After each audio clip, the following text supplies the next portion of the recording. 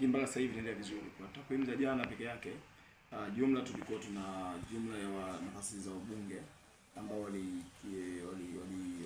walijaza fomu au ambao walijaza fomu au 26. Kwa maana jimbo la Ubungo walikuwa 23, lakini jimbo la Ubungo walikuwa 3 na jimbo la Kibamba walikuwa 23. Na siku ya leo mpaka sasa hivi tunafunga zoezi kwa siku ya leo tunapata jumla ya wageni 13 ambapo 5 ni jimbo la Ubungo na 8 ni jimbo la Kibamba, ambapo kati yao wanaume jimbo la Ubungo walikuwa wanaume 3 na wanawake 2, jimbo la Kibamba wanaume 5 na wanawake 3. Kwa hao ndio walichukua fomu. Kipindi pia kupokea wanaorejesha fomu, wanaorekebisha fomu na kadhalika. Kwa takwimu ya jumla ukipiga hesabu utaona mpaka sasa hivi tumeshafikisha jumla ya kwa siku ya jana ilikuwa ni 26 na leo jumla ni 12. Kwa utaona jumla ni watu kama 38. Kwa wagombea 38 si haba kwa siku hizi mbili za mwanzoni, na tunaamini kwa siku ya kesho watakuwa wengi zaidi. Kwa hiyo kwa jumla zoezi ni vizuri na kipata changamoto mbalimbali yote. Kwa upande wa nafasi pia za madiwani kwenye kata mbalimbali pia zoezi linakwenda vizuri. Sasa zinaendelea kusubiri ripoti kwa taarifa ya jumla. Kwa jumla mamko uko vizuri kwa maeneo yote. Kwa hiyo kwa ujumla Chama cha Mapinduzi tunaendelea kuhamasisha wana CCM wote wenye sifa mbalimbali kugombea nafasi za udiwani, lakini nafasi za ubunge pia tunakaribisha. Bado muda tunao. Mwisho zoezi la tarehe 2 siku ya Jumatano saa 10 jioni ambapo tutafunga zoezi letu la kutoa na kupokea fomu hizo za wagombea. Kwa hiyo rai yetu kwetu ni kuhamasisha wana CCM wote ambao wana sifa na dhamira ya kugombea. Ada yetu ambayo tunailipa kwa ajili ya fomu ni shilingi 500 kwa nafasi za ubunge, lakini pia shilingi 50 kwa nafasi za diwani. Na zote hizi zinalipwa katika mfumo wa control number kwa sababu ofisi zote tupokee cash. Na vile vile pia anatoe rai kwa ujumla kwa wana CCM, kwa wagombea na wenye dhamira wote ambao wanaomba kugombea au wanaonyesha nia na dhamira yao ya kugombea.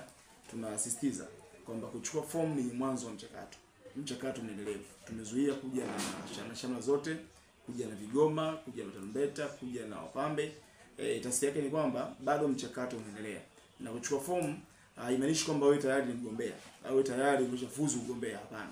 Ndio kwanza tunaendelea kukuchuja, kukufuatilia. Kwa hiyo tunasisitiza ambao tayari wameshaanza kuchukua fomu au umeshachukua fomu, umesharudisha, basi endelee kuwa na nidhamu, uendelee kuheshimu kanuni zetu za chama, kuheshimu kanuni na maadili, wasifanye kampeni zozote, wasihangaike sana kupita kwa wagombea, kutafuta kwa wapiga kula, kutafuta fursa. Mara nyingi sana rushwa ndio agenda yetu ya msingi. Kwa hiyo tunasisitiza sana kwa wanasisi wote, unaweza kuwa kiongozi mzuri, mwenye sifa, unayefaa, lakini chama kikakuwa na ufai kwa sababu ya maneno yako au matendo yako, unaweza kuyafanya. Na kiongozi yote mtu wa rushwa, tafsiri yake ni kwamba hastahili kwa kiongozi, hafai kwa kiongozi, na kanuni zetu sisi haziruhusu na tutamshughulikia. Wajibu wetu sisi ni kukemea, wajibu wetu sisi ni kuwaonya, wajibu wetu sisi ni kuandika, na mwisho wa siku tutatumia vikao vya chama kuweza kushughulikia. Na hii inaenda pande zote mbili. Kwa wale ambao wanagombea, wao tunashughulikia kupitia vikao sasa, lakini kwa wale ambao ni viongozi na wanachama kawaida, wenyewe nao tunakuja kushughulikia kwa sababu viongozi miongoni mwao watagombea 2027 pia. Tumezuia na kukataza kubeba wagombea. Kwa hiyo tunakemea pia movement zote zile ambazo zinahusisha wagombea na viongozi wa chama ambao wanawanadi na kuwatembeza wagombea. Kwa ujumla tunaamini uchaguzi huu utakuwa ni huru na haki. Sifa za ubunge zinaeleweka mujibu wa katiba na mujibu wa chama chetu. Kwa hiyo ni haki ya kila mtu, anaweza kaa yote kati yetu akatuongoza na akafanywa kwa kiongozi.